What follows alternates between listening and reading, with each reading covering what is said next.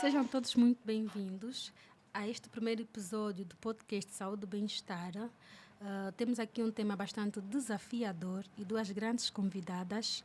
Estaremos aqui durante 1 hora aproximadamente, que é para partilhar uma história de superação e também com contributos valiosos da nossa querida convidada, a Vera, não é? A Vera Neia, que é uma treinadora, é uma palestrante internacional, master trainer da Febracis, se não estou em erro, e se tiver ela também me vai corrigir. E aqui bem mais próximo a mim tenho a nossa querida Welwitia Machado, que é uma jovem de 28 anos de idade. 31 anos de idade. Já 31, Vera? Sim, Uau, sim. está a ficar mais velha, hein? Então, temos aqui a nossa querida Beluídia, de 31 anos de idade. Ela que lida já há algum tempo com o grande desafio da perda parcial da visão por um glaucoma. E então queremos aqui trazer o tema a autoestima em pessoas com deficiências dentro do contexto do movimento Janeiro Branco. O Janeiro Branco, que é um movimento dedicado às doenças do fórum mental ou da saúde mental.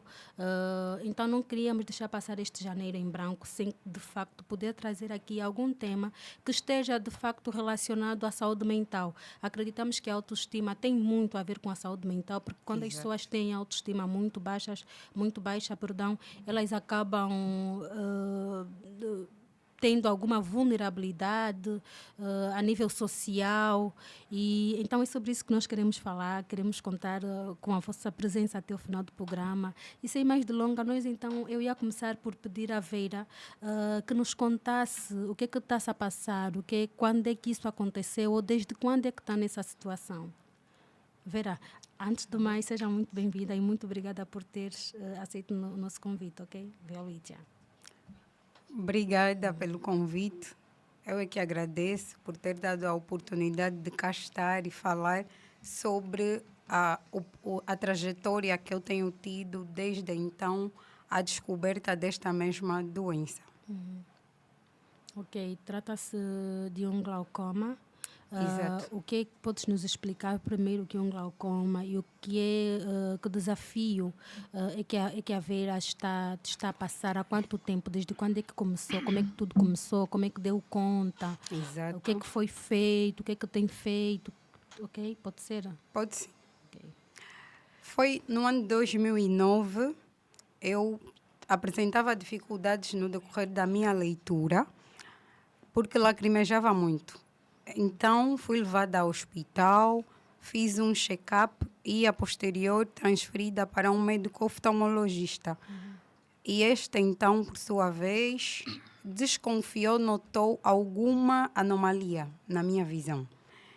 Pediu que fizesse exames para que ele tivesse certeza de que realmente eu tinha. Após ter feito o exame, o médico, então, teve a certeza de que eu tenho um glaucoma.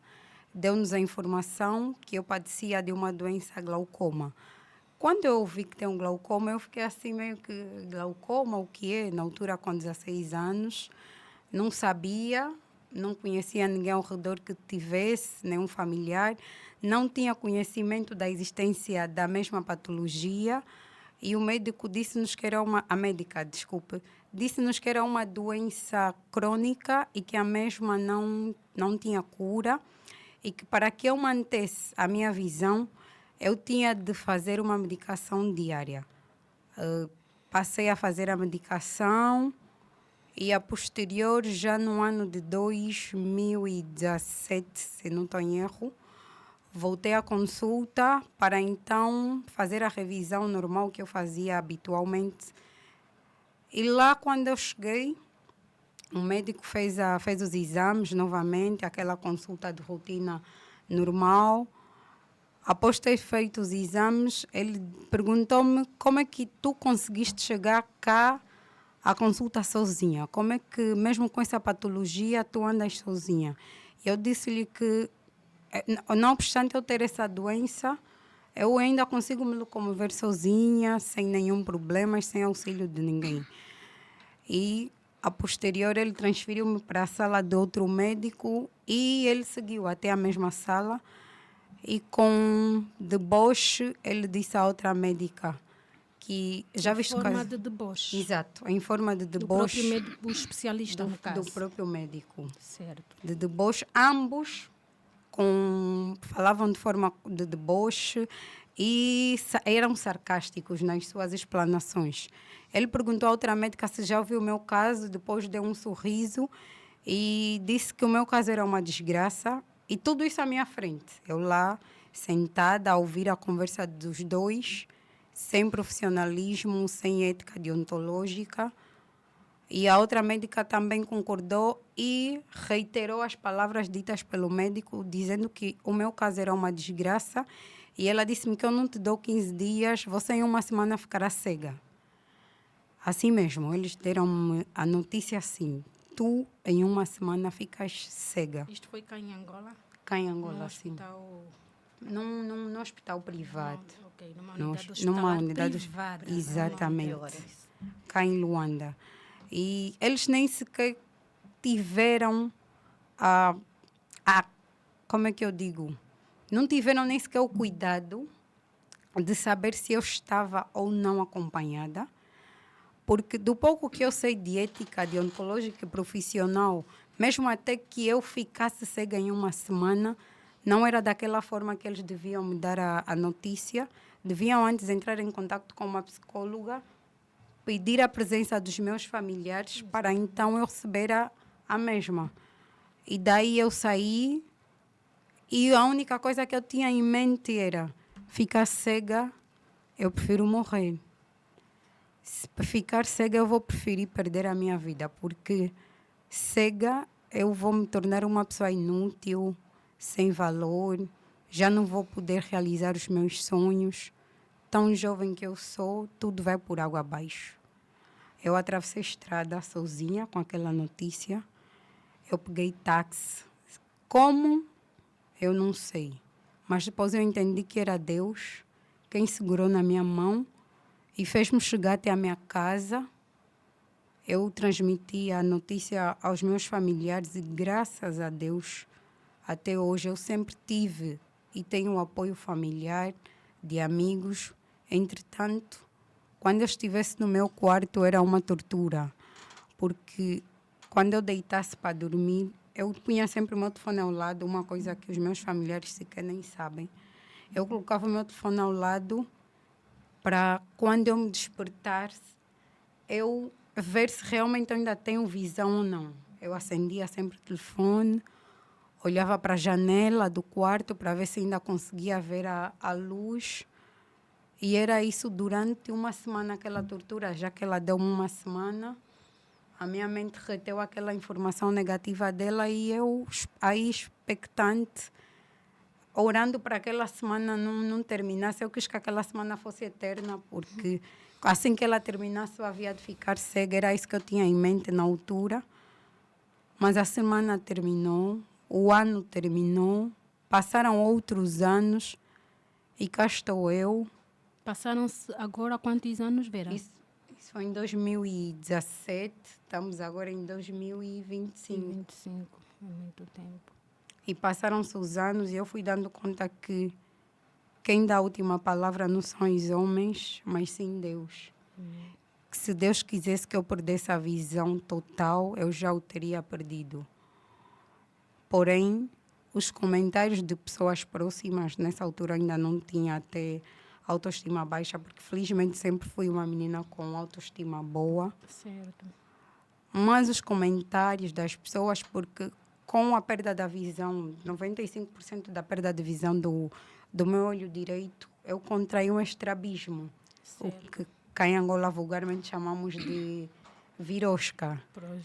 Exato. E depois de contrair esse estrabismo, aquilo não me afetou. O comentário das pessoas é que fez com que eu olhasse para aquilo como se fosse o pior mal da minha vida. Certo. Eu olhava para o espelho e via uma jovem feia.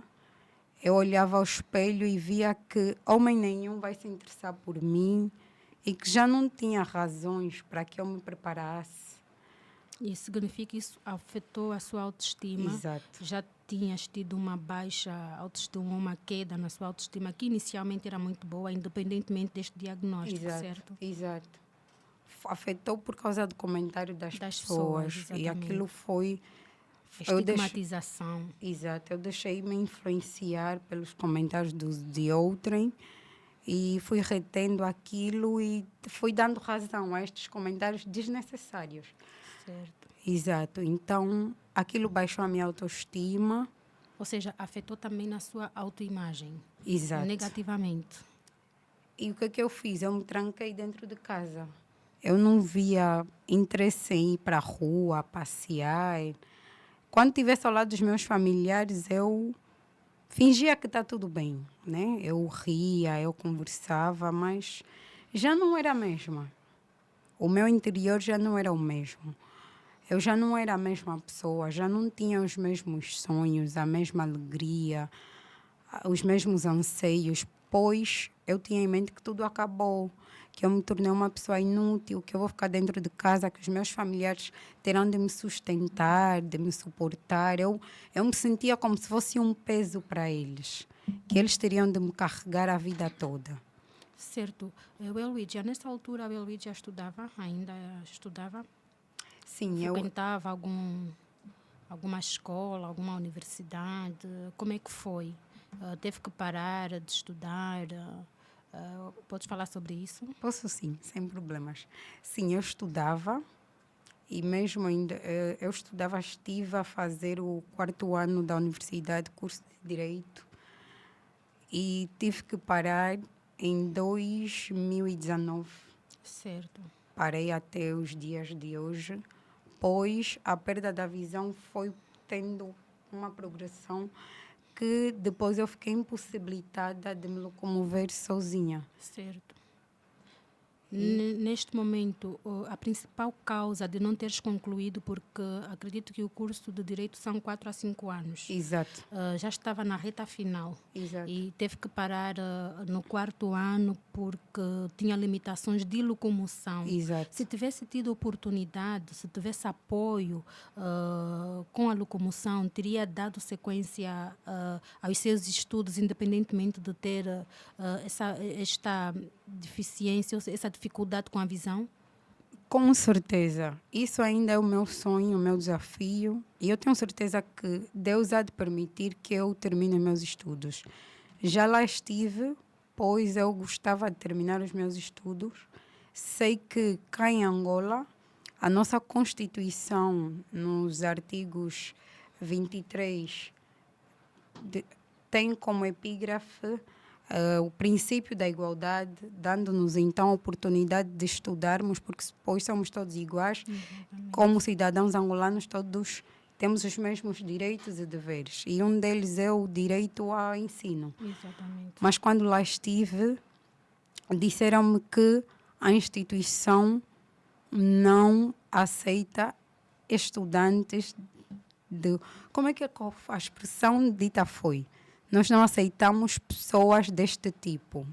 Não sei qual é o tipo deles de pessoa e qual é o meu tipo. Uma unidade universitária ou uma universidade privada? Exato, certo. privada. Disseram que não aceitam pessoas deste tipo. Na altura, quando eu estudava, havia rampas. Eu tinha uma colega com limitação visual superior à minha e ela estudava e só fazia provas orais. E eu achei que agora que eu padeço de uma limitação visual, poderia eu continuar os meus estudos só fazendo provas orais. Mas essa informação foi oficial? A Eulídia correu atrás para tentar perceber o que se passou de facto, uma vez que até já havia alguém na mesma situação e que frequentava a universidade? Exato. Fui sim, estive na secretaria, informei-me. Lá deram-me esta informação que a universidade já não aceita estudantes com deficiência ou limitações. Então, eu pedi uma audiência com o decano. Certo. E a informação foi a mesma. E esta frase, não aceitamos pessoas deste tipo, foi dita pelo decano. Eu escrevi uma carta à reitoria por 3 vezes e até hoje eu aguardo pela mesma resposta. Tens o protocolo desta carta? Tenho sim. Até hoje eu aguardo pela mesma resposta e sem sucesso. Felizmente, quando eu ouvi isso já não me afetou, porque com o tempo, com o apoio familiar, dos amigos, eu tive um autoconhecimento, tive a autoaceitação e hoje eu me sinto uma pessoa útil, capaz de realizar os meus sonhos. E eu sei que eu hei de terminar os meus estudos, sim. Amém. E com certeza, com essa força, com essa luz, com essa vontade, com essa coragem, vai terminar, né? Eu acredito que também, ao ter contato com a sua história, a sociedade angolana, de alguma forma, se vai mobilizar Exato. para podermos entender o que é que se passa, porque se existe uma legislação que até prevê e defende que pessoas com essas limitações possam ter acesso, eu não vejo porquê desta instituição Exato. privada, que dá-me uma vontade enorme de mencionar o nome, mas nós não estamos aqui que é para criar situações menos boas, mas é claro que nós temos que ir atrás dessa história, nós temos que ir atrás dessa história para poder perceber, porque isto é matar o sonho de alguém.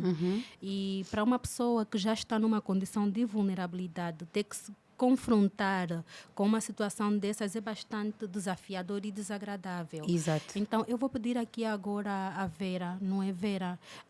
Com a sua experiência enquanto palestrante, master trainer também, e que muitas vezes viu-se desafiada a lidar com temas como este, que contributo é que pode nos dar? O que é que acha, de que maneira é que acha que a autoestima, a baixa autoestima pode de facto influenciar para que essa pessoa possa ter um crescimento, né, saudável e que possa ter um posicionamento também na sociedade?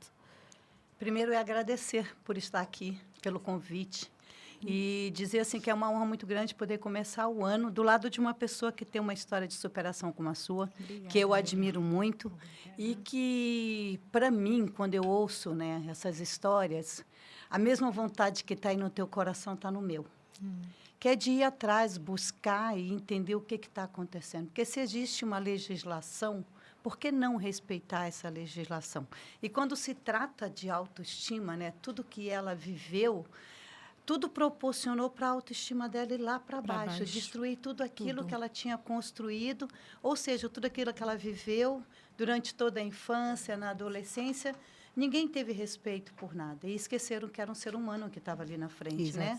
Um ser humano com emoções e que precisavam ser cuidado de alguma forma. Então, eu ouvindo a história dela, eu imagino quantas iguais às suas não existem por aí, né? E quantas pessoas precisam desse apoio para que realmente, sabe, essas pessoas que estão passando por situações desafiadoras hoje, da inclusão social, que é um tema que a gente precisa falar muito, né?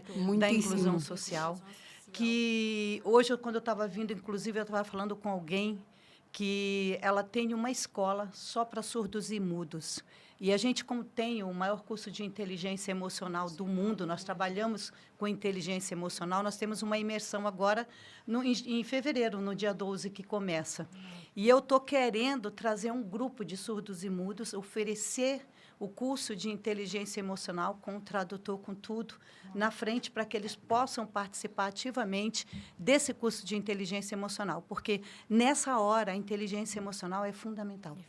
Para que a gente possa trabalhar a nossa autoestima. Porque, sem autoestima, gente, a gente não tem como ter um motivador na nossa vida. O nosso motivador próprio é a nossa autoestima. E a gente precisa trabalhar a autoestima, né? O autoconhecimento, o que é o autoconhecimento? É a nossa autoestima reforçada. Né? Então, quando a gente passa por situações como a sua, são histórias que a gente precisa levar para o mundo, que a gente precisa falar, que a gente precisa mostrar. E como vocês estão lidando com isso? Quando ela falava ali, a pergunta que estava aqui no meu coração é como você conseguiu superar tudo isso? Isso é a pergunta, né? Eu quero que você fale sobre como você conseguiu superar. Sair daquele quarto que você não queria sair, acreditar que existiam dias melhores. Como é que você conseguiu? Eu digo que foi o remédio principal para que eu ultrapassasse tudo isso. Primeiro é Deus. E segundo foi o apoio da minha família e das minhas amigas. Eu tive muito, é o que eu digo, eu tive e tenho até hoje o apoio familiar das amigas e do pessoal da minha igreja. Sempre me fizeram ver que eu sou uma pessoa capaz, uma pessoa com muita utilidade e que, não obstante eu padecer de uma limitação, isso não obsta a minha existência neste mundo, a importância da minha existência neste mundo, pois Deus a cada um deu um propósito e que, se Deus permitiu que eu chegasse até aqui, Ele sabia qual é o propósito que Ele tinha por trás dessa limitação. Talvez seria fazer da minha limitação oportunidades de poder transformar a vida de pessoas que estejam a passar pela mesma situação e que só precisam de um ombro amigo, de uma palavra de conforto e de ouvir pessoas que também já passaram pela mesma situação e que Uau. hoje estão aí.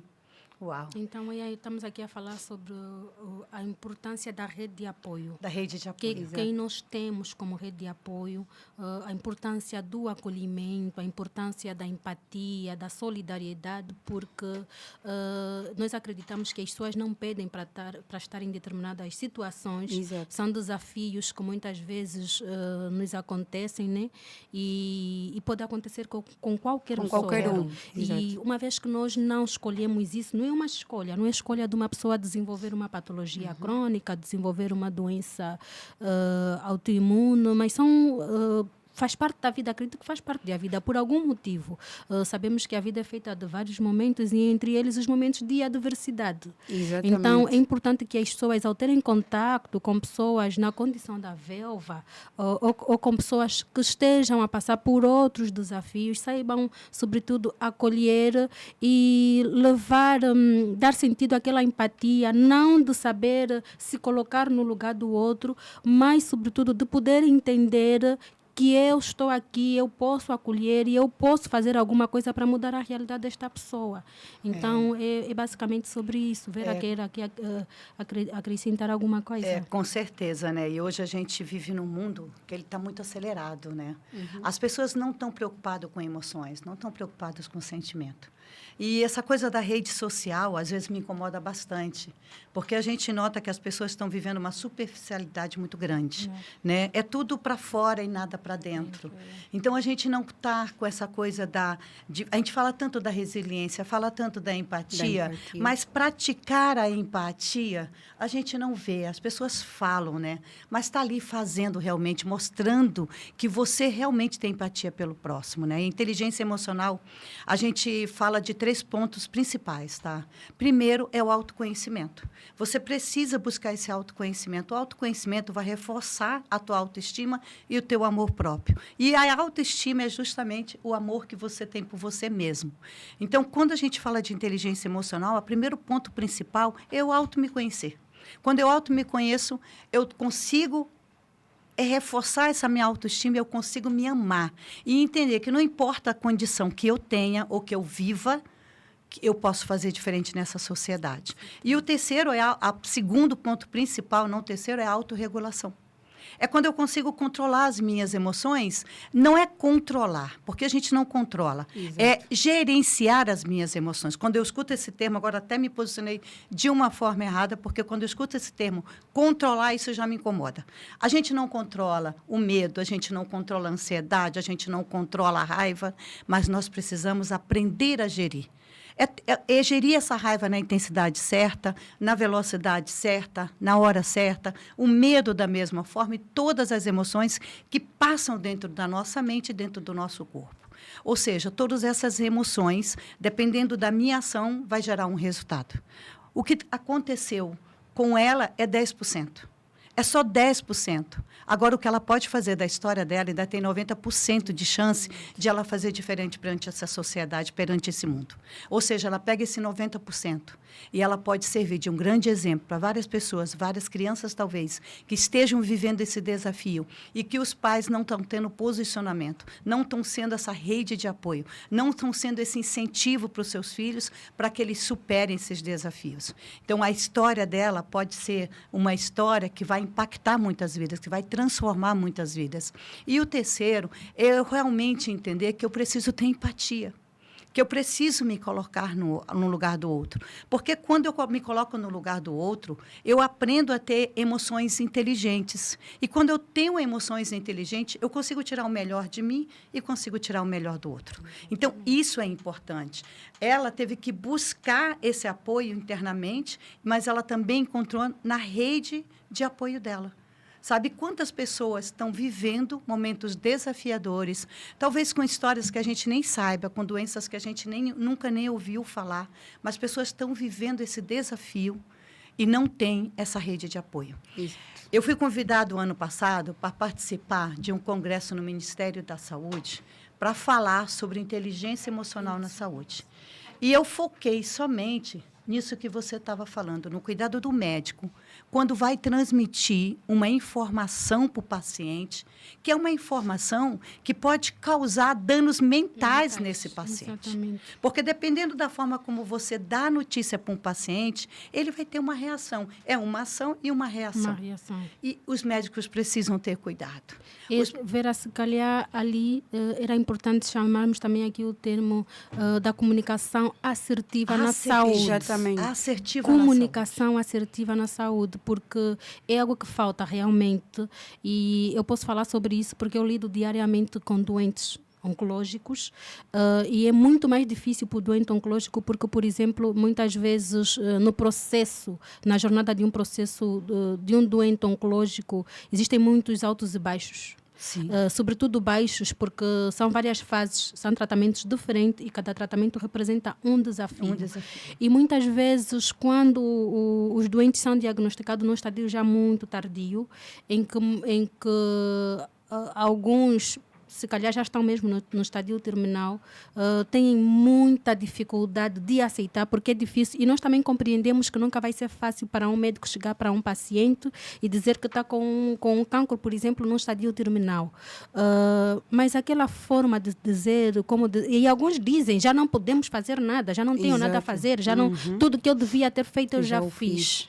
E muitas vezes as pessoas, o que mata as pessoas não é propriamente a doença ou o diagnóstico, mas é a forma como esta pessoa é tratada. A maneira como a informação lhe é passada. E muitas vezes a informação é tão mal passada que pessoas que podiam viver, se calhar mais 5, mais 10, mais 20 anos, acabam perdendo a vontade de viver e não lutam para superar. Exatamente. Então é muito importante que nós também possamos trazer para a nossa realidade esta variante da comunicação assertiva para a saúde, que é muito importante, muito. É fundamental. O médico aí, ele vai fazer o papel de um pai, de um padre, de um pastor, de alguém, de um psicólogo, de um mentor. Ele vai fazer um papel de qualquer pessoa, mas ele não pode fazer o papel daquele que está destruindo a última esperança que essa pessoa tem. Por isso a importância de humanizar o atendimento nos hospitais. A falta de humanização leva muitos médicos a cometerem erros e às vezes até a paciente foi lá com uma esperança e a forma como lhe é transmitida a patologia que ela tem é que leva-lhe a vida. Se calhar nem a doença que vai nos tirar a vida, exatamente, mas sim por nós retermos aquela informação mal passada e de forma desumana. Leva-nos então a desencadearmos uma doença de um foro psicológico e desta feita nos tornamos pessoas vulneráveis e sem vontade de viver. Ainda bem, Eloídia, que não foi o seu caso. Isso. Ainda bem que, independentemente de ter tido um impacto muito negativo na altura em que recebeu o seu diagnóstico, ter tido forças, ter encontrado na sua família, nos seus amigos e em Deus, sobretudo. Exato. Porque também aqui a espiritualidade é muito importante. Muito importante. E quando nós acreditamos num ser maior, acreditamos em coisas maiores, nós temos muitos mais motivos que é para também continuar, nos apegarmos em alguma coisa, porque sabemos, não, eu tenho um Deus que está aí, que está comigo e que não me vai abandonar. Eu tenho a minha mãe, eu tenho as minhas irmãs, os meus irmãos, os meus sobrinhos, os filhos, pessoas que estão aí e que vão lutar comigo, ainda que eu perca a visão, eles me vão ajudar a caminhar. Exato. E eu acredito que isso fortaleceu bastante o seu emocional e de alguma forma elevou a sua autoestima, certo? Com certeza, sim. Dá para ver que agora, assim, olhando para ti, que tens uma autoestima muito boa. Pela maneira que tu estás aqui a conversar conosco, dá para perceber, independentemente de ser muito jovem, de ser uma jovem, e toda mulher, toda jovem, principalmente na nossa cultura e na nossa sociedade, almeja constituir família, estar formada, estar numa relação e haver assim, foi ameaçada em alguma fase da vida, viu esse seu sonho ameaçado de alguma maneira, mas também, independentemente de ter sentido esta ameaça, está aqui firme e forte, com uma autoestima boa, não é? Com vontade de viver, de continuar e de fazer alguma diferença. Verá de que maneira é que tu... Weluitia, de que maneira o nome que tu... dificulta também.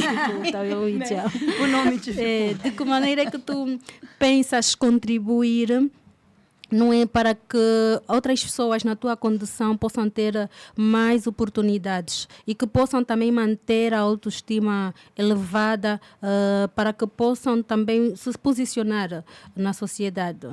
Boas. Quando eu tive que interromper os meus estudos, antes de interromper, eu já carregava comigo um sonho, que era de ser palestrante. Sempre sonhei falar em público, sempre gostei. E na altura até tinha um projeto que era a orientação vocacional.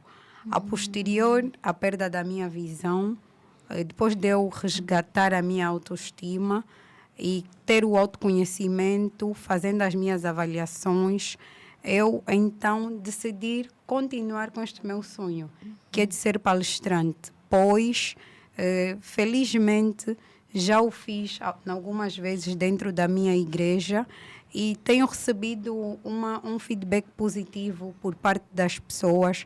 Tem pessoas que vêm ter comigo e dizem que, após eu ter ouvido o que disseste, hoje eu consigo ver que eu não preciso desistir da vida, não preciso desistir dos meus sonhos, que eu posso ser uma pessoa com ou sem deficiência e ser feliz.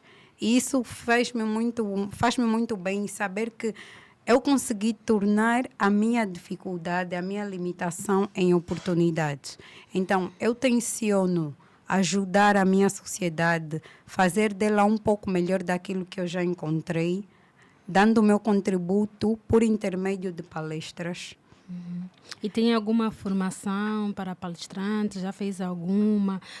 Qual é o nicho que gostaria de seguir ou que tem estado a trabalhar? Já sim, tenho uma formação de comunicação assertiva. Fiz também uma de língua portuguesa. Fiz uma formação de língua portuguesa também. Tenho comunicação assertiva, tenho oratória. Quantos dias foram o curso? A comunicação assertiva fiz durante 15 dias. Oratória também ao mesmo tempo. Quantas horas por dia? Comunicação assertiva eu fiz durante 3 horas. Ambas, durante 3 horas. 3 horas. Exato, 3 horas por dia. Agora, língua portuguesa eu fiz durante 3 meses. Isto até foi antes de eu perder a minha visão, porque já sonhava ser palestrante. Então, vi-me na obrigação de fazer um curso de língua portuguesa para aprimorar a minha comunicação. Ok.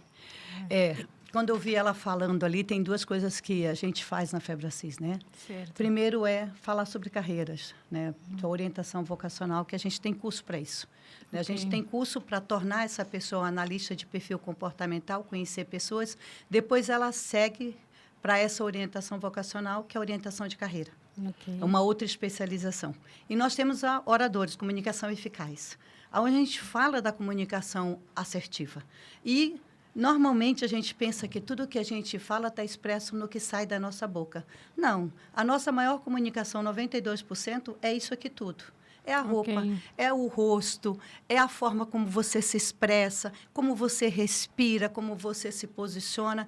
O que você vai, na verdade, são 93%. O que você vai falar da tua boca é só 7%. Então, o impacto que sai da tua boca é tão menor do que o que, com a boquinha fechada, só a expressão sua vai estar transmitindo, que é 93%. E, às vezes, os médicos, até nesse momento, a expressão deles já estão comunicando para você. É verdade. Né? Então, a gente tem que entender que tudo em nós comunica. tudo. A nossa comunicação, ela vai muito fundo, porque a gente acredita que, sim, através da comunicação, a gente muda uma vida. Né? E na Bíblia é bem claro sobre isso, né? Que você tem que ter cuidado com as tuas palavras. Então, quando a gente realmente tem um direcionamento, quando a gente sabe que...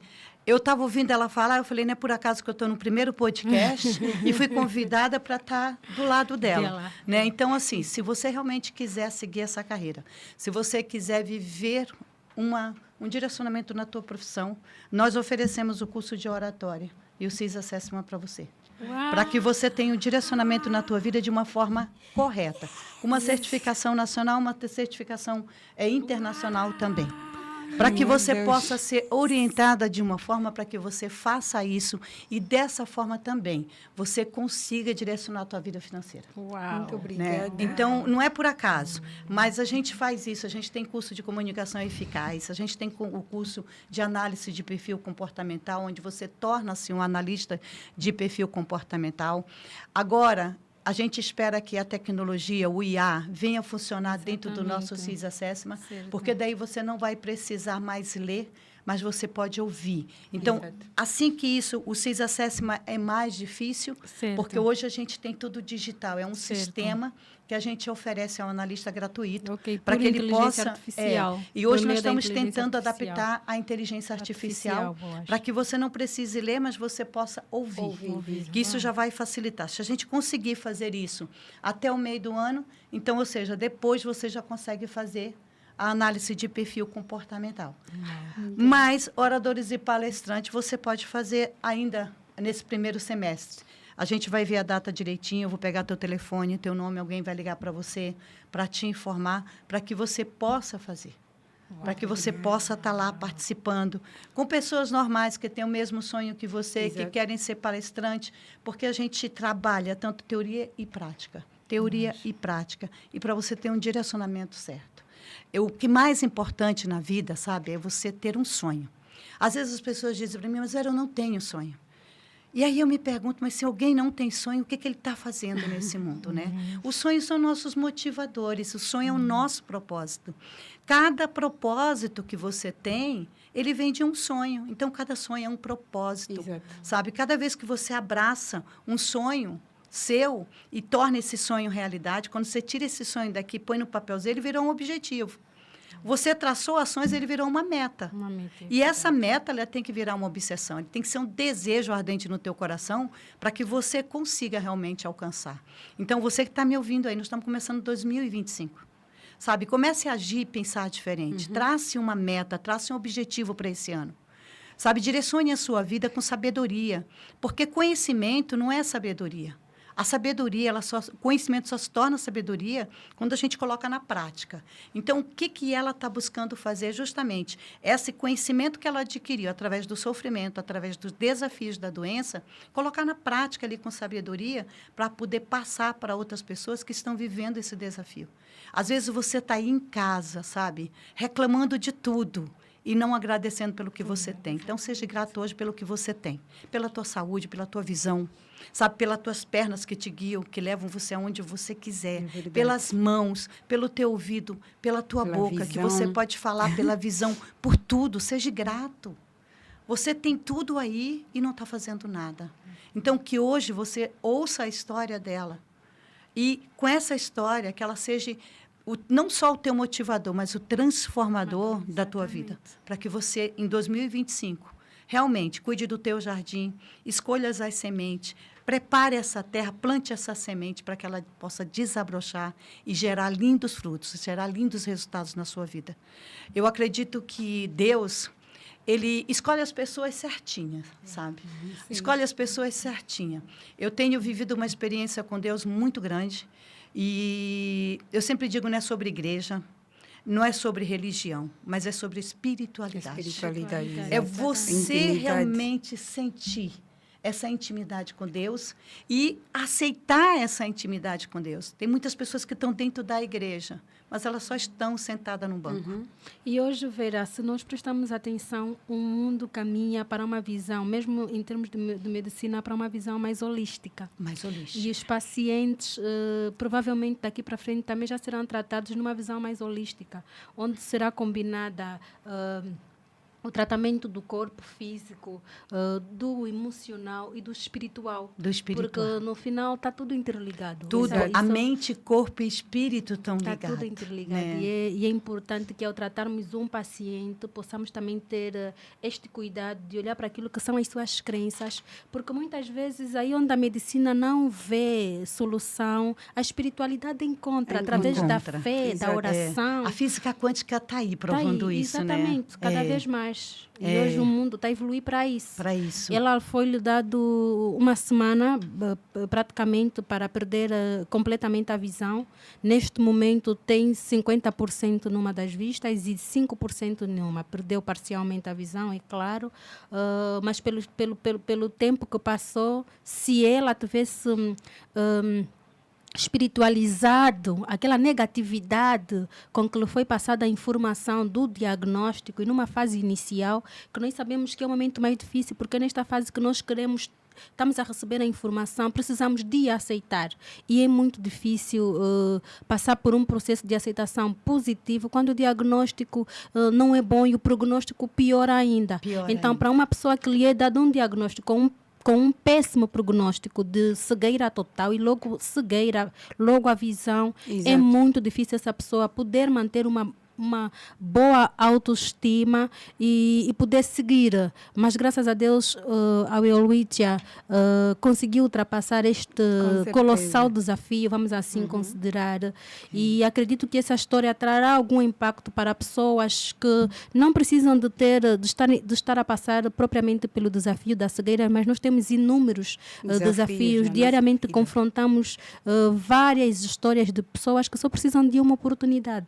Hoje nós encontramos na Febracis, aqui com a presença da nossa querida Vera, uma oportunidade da Welwitschia a poder dar seguimento ao seu sonho. E eu acredito que ela não sairá daqui a mesma pessoa. A Welwitschia sairá daqui a mesma pessoa depois de teres garantidamente a possibilidade de poder fazer uma formação de uma escola internacional que lhe vai, com certeza, agregar muito mais aos seus conhecimentos e poder fazer aquilo que tu realmente amas, que é palestrar. Como é que tu te sentes?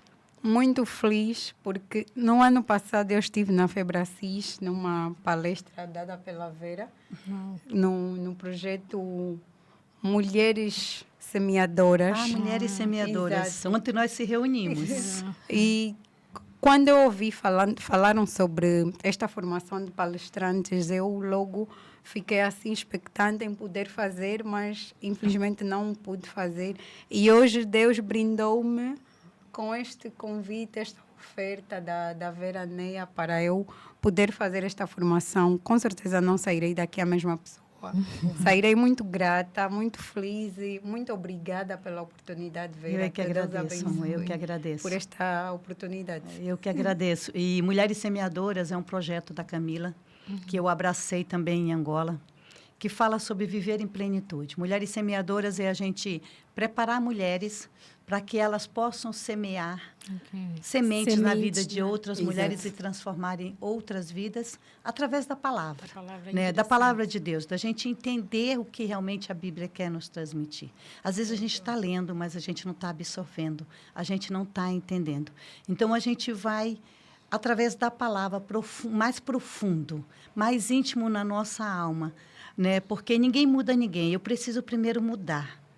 Quando eu quero mudar, eu preciso olhar para dentro de mim e entender. A mudança começa comigo e não com o outro. Exato. Então, ninguém muda ninguém. Então, a Mulheres Semeadoras é esse projeto para resgatar mulheres que perderam a autoestima, mulheres que hoje não se sentem amadas, que não se sentem respeitadas, mulheres que estão desenvolvendo câncer porque elas estão vivendo emoções disfuncionais.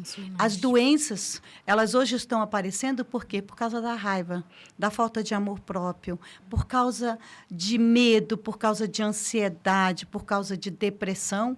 As doenças psicossomáticas, elas vão aparecendo e depois vêm as doenças mentais e depois a física. Porque aí vem o câncer e vem outras doenças. Eu me lembro que o meu irmão foi detectado com câncer de próstata. E nós estávamos no Sírio-Libanês, em São Paulo, quando o médico passou a notícia com muita calma, com muita delicadeza para ele, com uma estrutura emocional totalmente bem preparada, esse médico. E meu irmão, chorando, fez assim: doutor, como vai ser daqui para frente? Como é que eu faço para mim não continuar desenvolvendo essa doença não progredir tão rapidamente? E o médico respondeu: através do amor.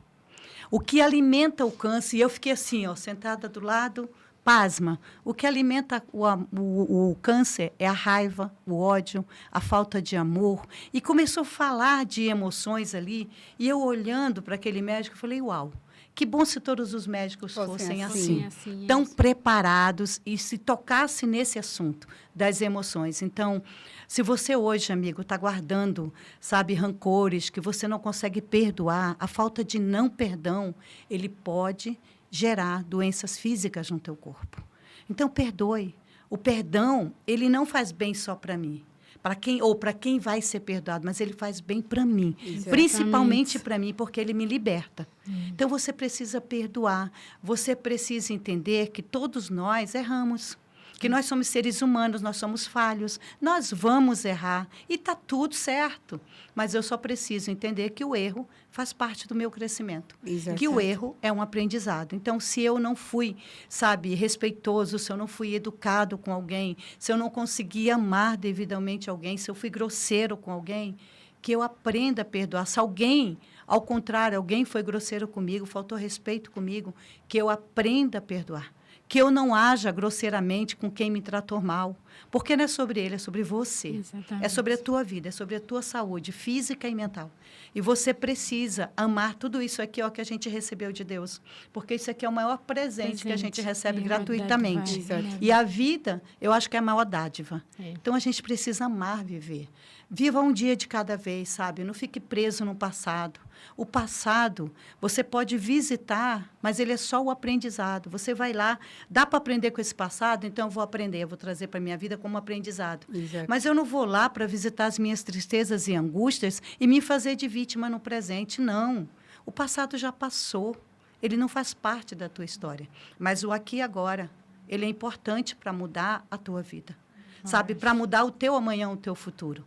Porque se você também ficar pensando no futuro o tempo inteiro, você vai desenvolver ansiedade, que a ansiedade é medo do futuro. Você vai desenvolver ansiedade e você vai deixar de viver o aqui e agora. E o aqui e agora, ele muda a minha vida, ele muda a minha história, muda a sua história, muda os teus resultados. E ele te mostra que você precisa do hoje para viver o amanhã. Então, viva bem hoje, sabe? Olhe para a tua vida, entenda o que você pode fazer diferente. Como é que você acordou hoje? Você acordou agradecendo ou você acordou reclamando? Reclamando. Se você acordou reclamando, sabe? Combine com você mesmo, faça um pacto com você. Amanhã, em vez de eu reclamar, eu vou agradecer. Eu ouvi a história da Vilvítia e eu estou com a minha visão aqui perfeita, então eu tenho que agradecer a Deus por tudo. Agradeça por a gente estar em 2025. Agradeça pelos desafios de 2024, porque ele te preparou para você viver melhor em 2025. Traga esse aprendizado. Os erros que você cometeu lá, você não vai cometer agora, mas você vai usar todo esse aprendizado como um conhecimento básico para você se tornar uma pessoa sábia. Sabe, que Deus, sabe, ele possa cada vez mais abençoar esse programa. Que mais pessoas possam vir sentar nessas cadeiras trazendo histórias brilhantes. Nós vivemos uma situação que não foi para as redes sociais, sobre o Paulo. Há 1 ano e meio ele foi detectado com câncer. Certo. Faltava 15 dias para o método CIS acontecer. E o método CIS é uma experiência global que acontece no mundo inteiro, com mais de 60 mil pessoas online. Só no Brasil são mais de 15 mil, fora detentos, fora as instituições que a gente atende gratuitamente. E 15 dias antes, o Paulo disse assim, um mês antes foi detectado, 15 dias antes os médicos disseram, você não pode fazer o método CIS. E ele disse, não, o método CIS é o único curso que Deus disse que eu não posso entregar na mão de ninguém, porque todos os outros nós damos. Nós somos preparados para isso. Mas o método CIS não, o método CIS é um curso do Paulo, que Deus designou a ele, para ele trazer essa transformação de vida através da reprogramação de crenças.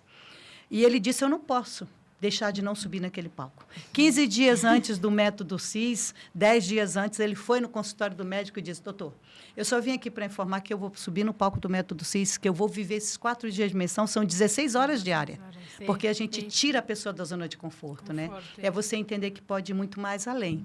E ele disse, faça os exames de novo, mas eu vou estar no palco do método CIS. E no 3º dia do método CIS, o médico liga, ele disse, você vai para o palco, mas a gente vai colocar uma equipe de médicos lá dentro, porque da forma que está, você pode passar mal. Você não pode fazer, nem ter esse desgaste físico. Ele disse, eu vou subir, porque eu creio que o meu Deus é o Deus do impossível. E como ele é uma pessoa de muita fé, ele pediu para refazer os exames. E ele disse imediatamente para o médico, eu não aceito esse diagnóstico, eu não tenho essa doença. Eu não aceito, doutor, eu não recebo esse diagnóstico, porque eu confio no meu Deus. E eu sei que ele é o Deus do impossível. No 3º dia de método CIS, o médico louco, querendo falar com ele, não conseguia, falou com a secretária e passou a notícia para ela que precisava falar urgentemente com ele. E o Paulo não ligou de volta. Só ligou depois do método CIS, porque ele foi direto ter com o médico, e o médico disse, Paulo, eu não sei o que aconteceu com esse diagnóstico, mas esse aqui, você não tem nada. Né? Então, é assim, a gente precisa ter fé, a gente precisa acreditar. E as experiências de outras pessoas servem para nossas vidas.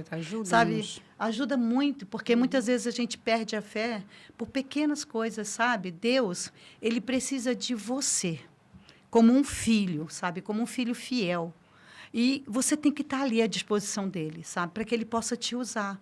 Porque se você não estiver disponível, ele não tem como usar. Não tem como usar. Eu tenho uma coisa que eu aprendi quando eu era... saindo já de 9, 12 anos. Eu cresci dentro de uma igreja católica. Né? Hoje, eu tenho uma outra opção, mas eu cresci dentro do catolicismo. Eu fui batizada, crismada, minha família inteira é católica.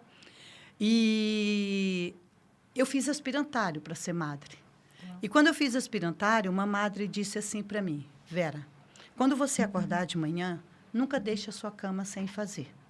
Porque se Jesus entrar no seu quarto para descansar, sua cama vai estar desarrumada.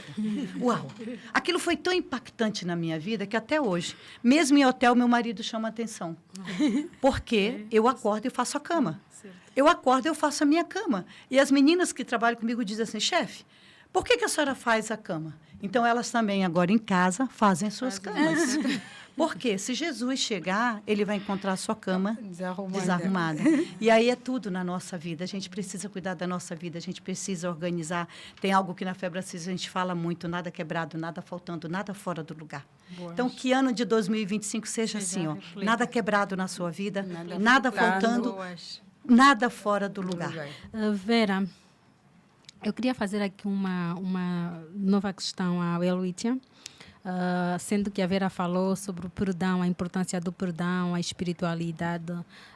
Eu queria saber se a Heloísa sente necessidade de perdoar alguma pessoa neste processo, nessa jornada do diagnóstico do seu glaucoma e tudo quanto tem estado a viver. Acha que tem algum ressentimento, ainda guarda algum ressentimento daqueles médicos que zombaram, podemos assim dizer, não é, do seu diagnóstico e não foram assertivos e, aliás, foram bastante desnecessários naquilo que foi a abordagem que eles tiveram para dar o seu diagnóstico. Acha que tens essa necessidade de perdoar esses médicos e mesmo o pessoal da tua universidade? Porque eu acredito que se de facto existe uma legislação que protege, então, não sei se podemos dizer que houve aí alguma maldade, algum desinteresse, o que é que se passou? Sente alguma necessidade de entregar algum perdão, de liberar algum perdão para essas pessoas ou para qualquer uma outra pessoa, porque também nós sabemos que nem tudo é bom. Nós temos o apoio das pessoas mais próximas, né? Dos nossos familiares, dos nossos amigos, mas existem sempre aquela pessoa que fala alguma coisa que fica ali guardada e que em alguma fase, em algum momento corrói. Isso significa que nós ainda temos alguma mágoa, algum ressentimento.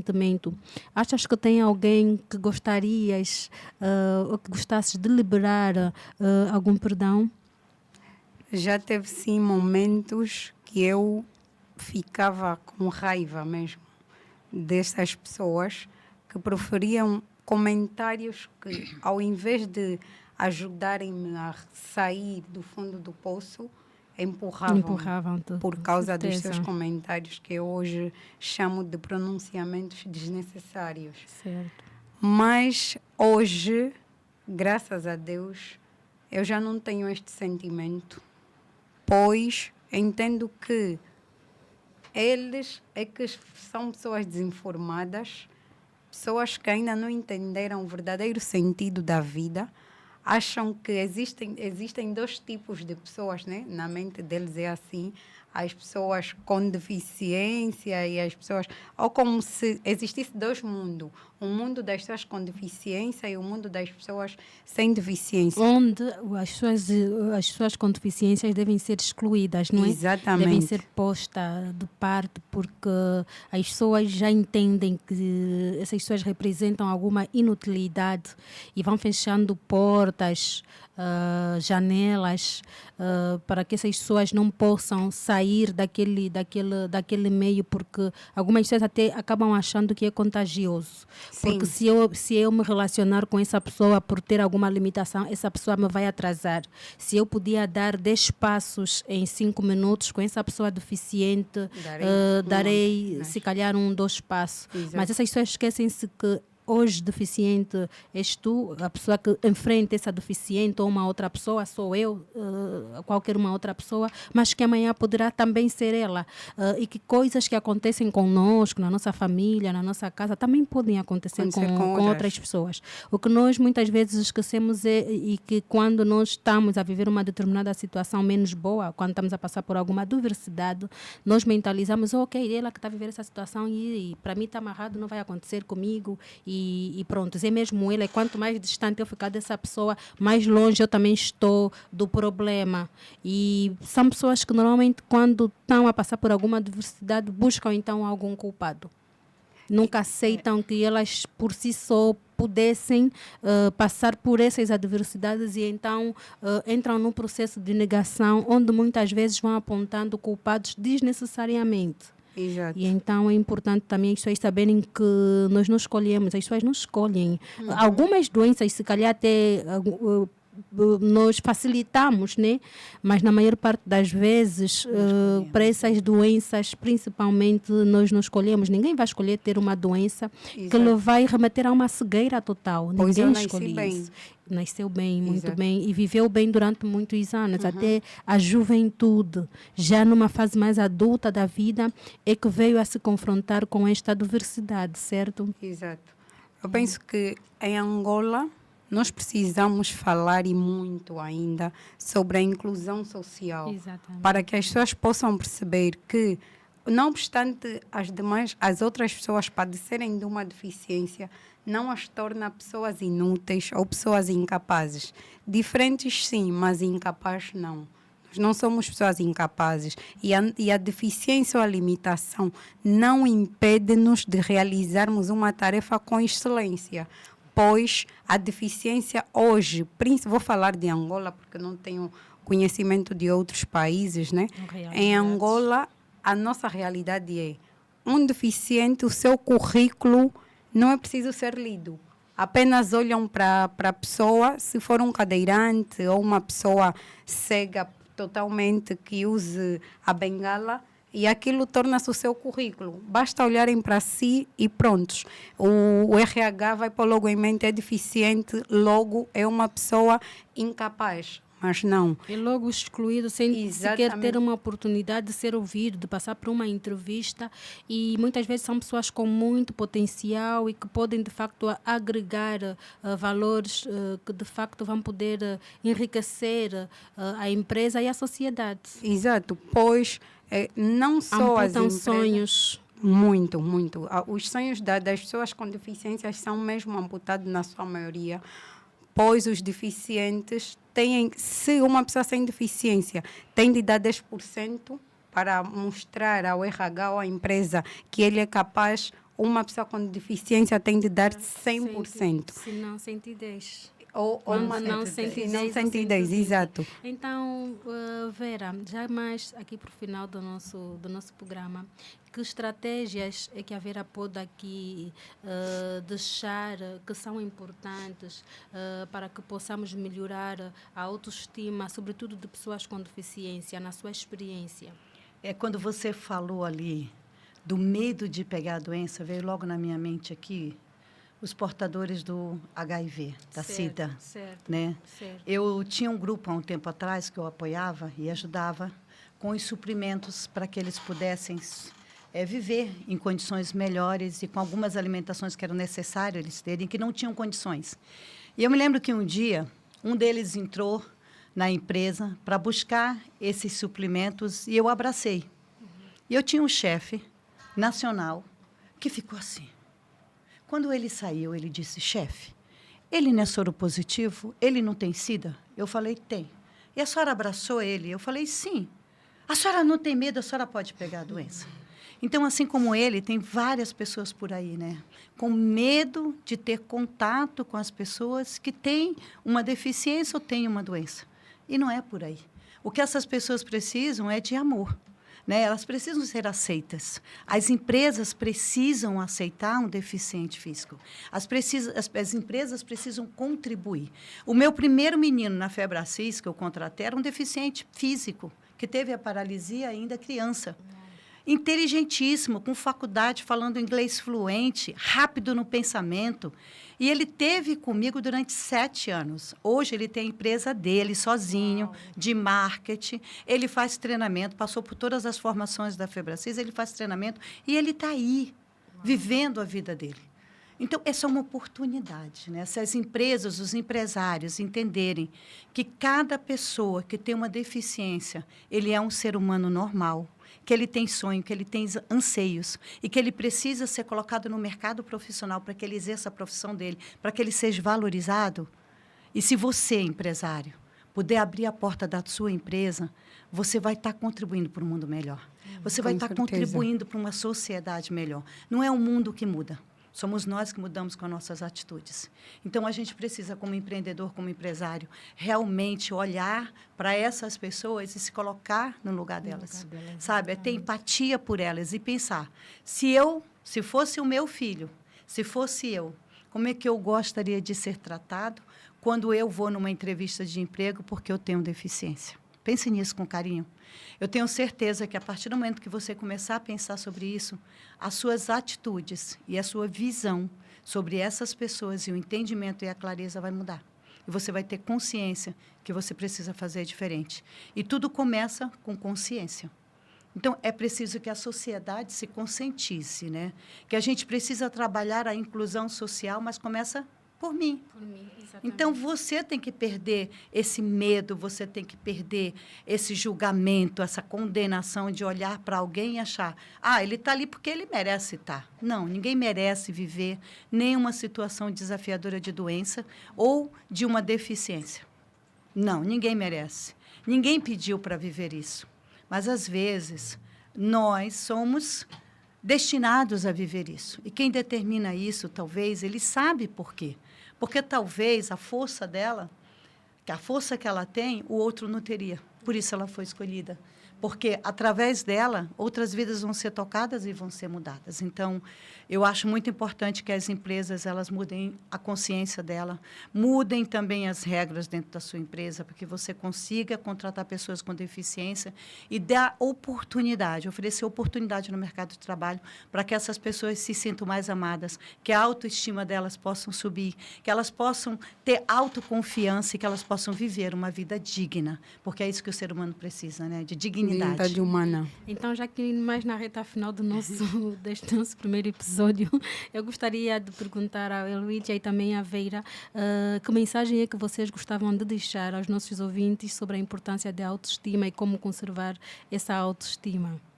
Heloísa, o que é que tu achas que é importante dizer sobre a autoestima aos nossos convidados? Dizer que a autoestima ela serve como um trampolim para a felicidade de qualquer ser humano. Então, é importante que nós tenhamos responsabilidade social de modos a não afetarmos a autoestima de outrem. devemos saber como nos posicionar, como nos pronunciarmos para que nós não machuquemos a autoestima ou não levemos alguém a ter uma baixa autoestima com base naquilo que nós vamos comentar. E claro, que nós tenhamos também mais atenção a quem nos rodeia, porque às vezes nós temos alguém próximo que está a passar por algum momento difícil, mas por nós não demonstrarmos amor, empatia, solidariedade, às vezes essa pessoa acaba tendo uma autoestima baixa. E dizer o seguinte, Deus, na sua palavra, diz-nos o seguinte: tudo é possível naquele que nos fortalece. Não importa a deficiência que tu estejas a acarretar neste exato momento, não importa o diagnóstico não dita o fim da tua vida. Às vezes é o começo, é uma oportunidade que nós temos. E se nós buscarmos força a Deus, e se nós termos o apoio familiar, uma rede de apoios, descubra o seu propósito e faça dele uma oportunidade de dar vida a quem precisa de ser feliz.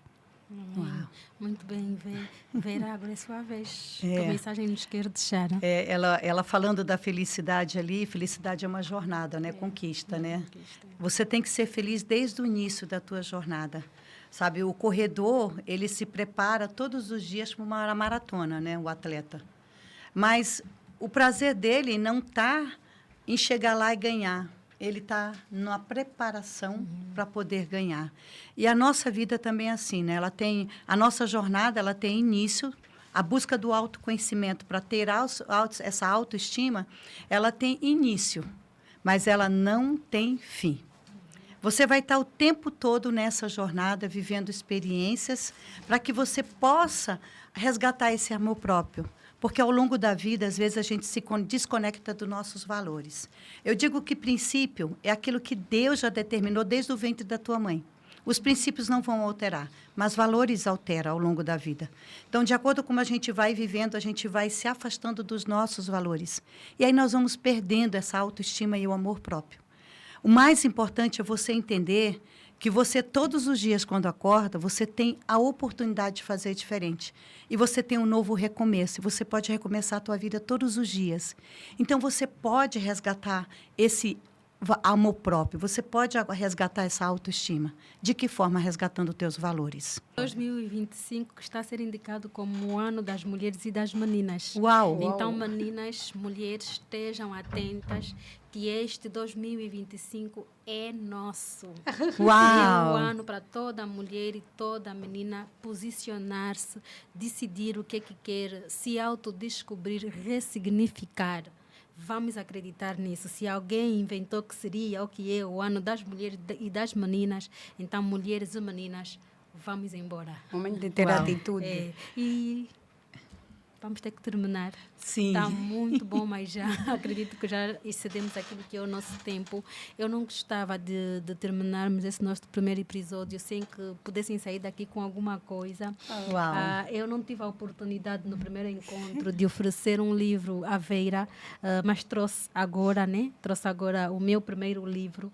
É o primeiro filho, é o primeiro filho. Não que os outros não sejam importantes, nós amamos a todos da mesma maneira, mas é especial porque é ele que abriu portas para que outros filhos pudessem vir, que ensinou-me a ser mãe na literatura, na escrita, e então eu trouxe, e porque é a minha história de vida, é o meu legado também, eu faço parte do meu legado, é a minha causa de vida, é aquilo que eu estou aqui a defender hoje. E então eu trouxe um livro para a Elvítia, não me vou muito mais errar aqui no nome.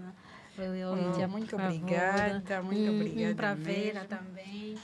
Obrigada, amor. Obrigada. E um lenço também da marca Luzimira. Como sabem, eu tenho uma marca que, na verdade, é uma marca de produtos ou acessórios para suporte a mulheres com cancro. E nós sabemos, eu gosto muito dos lenços, porque o lenço tem um significado muito importante na vida do paciente oncológico, sobretudo nas mulheres, por causa da questão da perda do cabelo, que, infelizmente, é dos momentos mais difíceis na vida do paciente oncológico. E então, entre as várias luzes que eu recebi do divino. Criar esta marca também é uma delas. A marca Luzimira tem o meu nome e então eu trago com muito carinho. Não que vocês sejam pacientes oncológicas, mas que vocês, ao olharem para este lenço, lembrem-se que temos pacientes oncológicas que precisam de algum apoio. Exato. Então, para ver, eu também trouxe um lenço da marca Luzimira. E para o Elwitia, não sei para confundir os nomes, e para a Venda também. Ai, obrigada. Um lenço. Ó, gente, o livrinho, tá? Se Yeah. você não sabe Mais onde um adquirir, na acréscimo. Febre Na Assis Febre tem. Assis tem, é verdade, na Febre Assis. Ali no shopping Talatona. Talatona, nós estamos no shopping Talatona, no primeiro piso. No primeiro piso. Quem quiser, quem tiver interesse em adquirir o livro, ainda tem disponível na loja da Febre Assis. E se você gostou deste episódio, por favor, não se esqueça de compartilhar com os seus amigos, familiares e todos que possam ter contato com essa mensagem importantíssima sobre a autoestima em pessoas com deficiência. Muito obrigada, muito obrigada. Sigam as páginas. Muito obrigada mais uma vez. Eu estou imensamente feliz, muito grata pela vossa presença. Eu acredito que o nosso programa hoje, este episódio, me vai marcar para a vida toda, porque foi uma coisa extraordinária. Uau, Muito gratidão. obrigada, ok? Gratidão, nós é que agradecemos. Eu que agradeço pelo convite, muito obrigada por estarmos aqui, mulheres fortes Sim. e capazes de influenciar e trazer alegria a outras pessoas que precisam também. Exatamente. Que Deus abençoe a vossa jornada. Amém. Obrigada Amém, amém. igualmente. Que assim seja, né? Que seja um ano de conquistas, de crescimento, de muitas vitórias. Que muitas pessoas possam passar por aqui com histórias impactantes Exato. e que possam trazer uma mensagem linda para quem está lá fora e precisa ter sua vida transformada, precisa ter sua vida tocada. E hoje também eu quero pedir a Deus pela sua vida. Amém. Amém. Para que Deus possa abençoar você. Amém. Para que Deus cada dia mais ilumine o seu caminho e esteja aí com você guiando cada passo. Amém. Que 2025 seja um ano não só de crescimento, mas também seja um ano de entendimento. Entendimento. de Do entendimento de Deus cura. na sua Amém, vida. Amém. Muito obrigada, Vera. Muito obrigada. Muita gratidão pelo E convite. agradecer aqui à Rádio Muzangala por essa oportunidade, né, pela cedência do espaço, por essa parceria. Acredito, é o primeiro episódio de muitos e com certeza será um sucesso porque nós somos mulheres de luz e quem tem luz vai longe. Vai Com longe. certeza. Com Então, a certeza, Rádio gratidão. Muzangala, aos nossos seguidores e a todos que estão a acreditar neste projeto, o nosso muito obrigada, o meu muito obrigada e vamos caminhar.